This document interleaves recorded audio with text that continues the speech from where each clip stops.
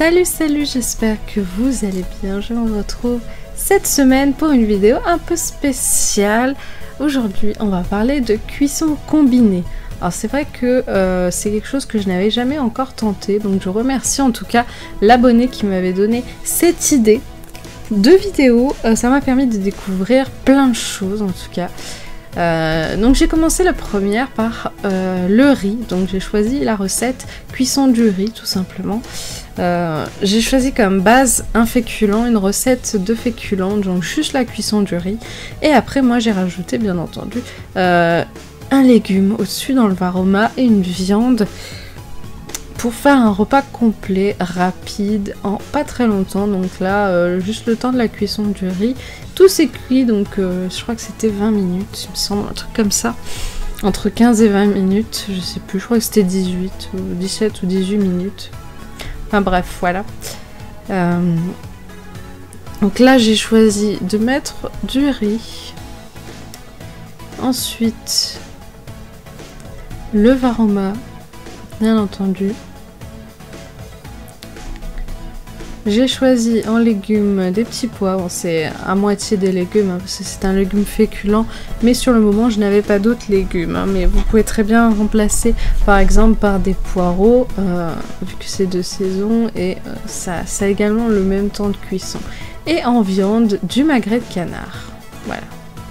Et c'est parti pour la cuisson bien entendu, donc voilà 15 minutes. Bon, c'est la cuisson du riz, la recette qui est également disponible pour le TM5. Hein. C'est la vieille recette de base, cuisson du riz. Donc une fois que tout est prêt, je mets le riz et les petits pois du coup dans un contenant, je mélange bien.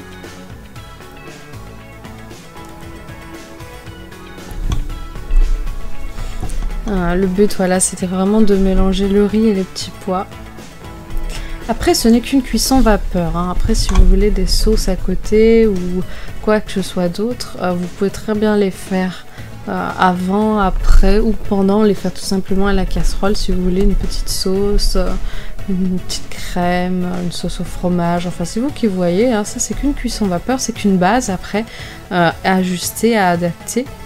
Mais voilà, ce sont des exemples et bien entendu le chéri qui saisit un peu les magrets de canard à la poêle pour les faire dorer. Donc à chaque fois qu'on cuit une viande au varoma, il faut bien sûr la saisir un peu à la poêle.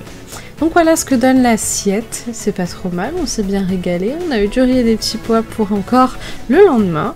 Donc voilà, première cuisson combinée, parfait. Deuxième cuisson combinée, j'ai choisi comme base la cuisson des pâtes. Donc on commence bien entendu par faire chauffer l'eau. Alors là on est obligé voilà, pour les pâtes de faire en 2 fois, mais c'est pas trop grave. Il y a beaucoup d'eau.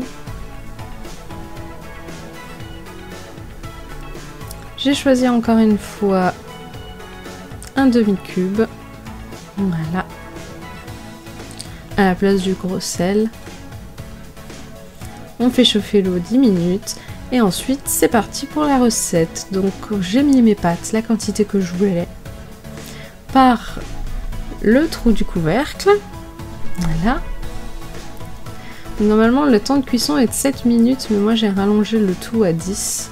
Donc j'ai mis dans le varoma des épinards grossièrement hachés et des champignons, et dans le petit panier vapeur un filet de saumon. Donc il m'en restait qu'un seul au congèle, hein. Les autres jours je me suis fait autre chose en viande, du coup en protéines, hein, pour le reste des pâtes, champignons, épinards. Et du coup c'est parti là pour 10 minutes. J'ai hésité au début, j'ai voulu mettre 9 minutes 30, mais je me suis dit non, on va mettre 10 minutes quand même, ça ira. Croyez-moi, c'était très très bien. Donc bien sûr, si vous voulez les épinards un petit peu plus réduits que ce que moi j'ai fait, n'hésitez pas à les mettre avant. Par exemple, les mettre en même temps que l'eau qui chauffe, d'enlever et de rajouter après les pâtes. Parce que moi, ça me suffisait comme ils sont, mais je sais qu'il y en a qui préfèrent les épinards beaucoup plus réduits. Donc je commence d'abord par servir mon saumon dans mon assiette. Vous voyez, moi les épinards comme ça me va, ils sont pas trop réduits, moi ça me plaît comme ça. Si vous les voulez plus réduits, il faut les mettre en même temps que l'eau, voilà, que l'eau chauffe. On verse d'abord les pâtes, comme la dernière fois j'ai versé d'abord le riz, et ensuite, pour éviter de mettre de l'eau partout, j'utilise la cuillère, mais bon malheureusement ça prend du temps, donc je mélange aux pâtes les épinards et les champignons. Donc c'est vraiment les épinards et les champignons, quelque chose qui se marie bien ensemble et que j'adore en plus.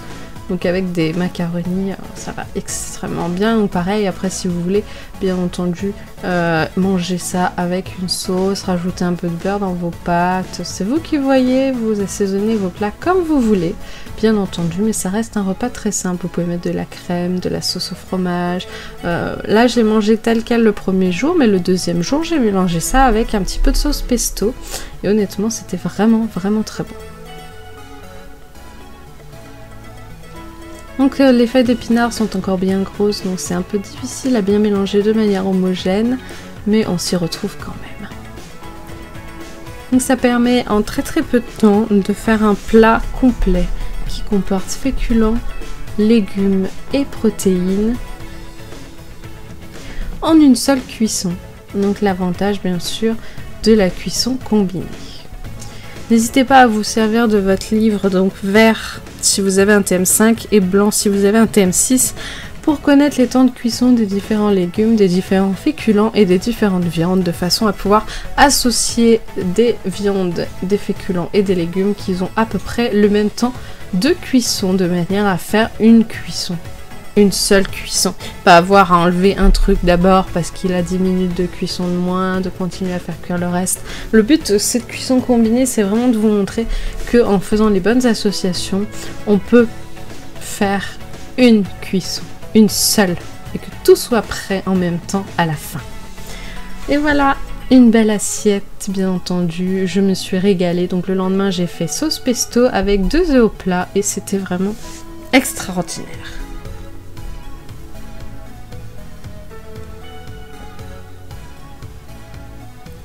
Pour cette troisième et dernière recette combinée, on part sur un autre féculent, la cuisson vapeur des pommes de terre. Donc 600 g environ de pommes de terre. Toutes ces recettes de base des féculents sont bien sûr des recettes disponibles également pour le TM5. Donc cette fois, ce sera avec des carottes qui seront très très fondantes et de la dinde. Là pareil, ce n'est qu'une cuisson vapeur, mais vous pouvez ensuite assaisonner, mettre la sauce que vous voulez. Donc on part là sur une cuisson de 30 minutes. Alors certains d'entre vous pourraient trouver que par exemple c'est beaucoup trop pour les carottes, mais voilà, le chéri aime bien quand les carottes sont bien tendres et pas du tout croquantes. Donc je fais de longues cuissons pour les carottes, ce qui est parfait. Donc la dinde, bien entendu, réduit à la cuisson comme toutes les viandes. Très très bien cuit, peut-être un tout petit poil trop, c'est vrai, peut-être un tout petit poil trop, il aurait fallu mettre juste 25-27 minutes. Le problème de la viande blanche cuite à la vapeur, c'est que si on ne fait pas gaffe à la cuisson, ça a tendance à être sec un peu, et après c'est un peu dérangeant quand c'est sec, mais c'est juste ça. Donc la viande ne voulait pas venir, hein, elle passait son temps à sauter à côté. Voilà, donc les carottes qui sont parfaitement bien cuites, en tout cas pour nous. Les carottes coupées en grosses rondelles, du coup, pour le coup, histoire qu'elles se flétrissent pas trop à la cuisson. J'ai pas fait des fines rondelles. Et on finit bien sûr par les pommes de terre. Vu que c'est les premières que j'ai mis, ce sera les dernières enlevées. Donc oui, j'avais pas vu qu'il restait une carotte dans le plat. J'ai pas vu du tout. Je l'ai vu là quand j'ai monté la vidéo, je l'ai pas vu du tout avant. Donc voilà, plus qu'à composer l'assiette.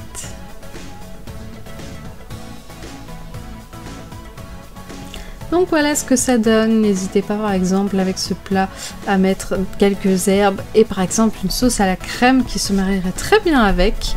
J'espère en tout cas que cette petite idée de vidéo vous a plu. Moi en tout cas je remercie l'abonné qui m'avait donné cette idée parce que ça m'a permis de découvrir les cuissons combinées. J'en testerai d'autres, pourquoi pas.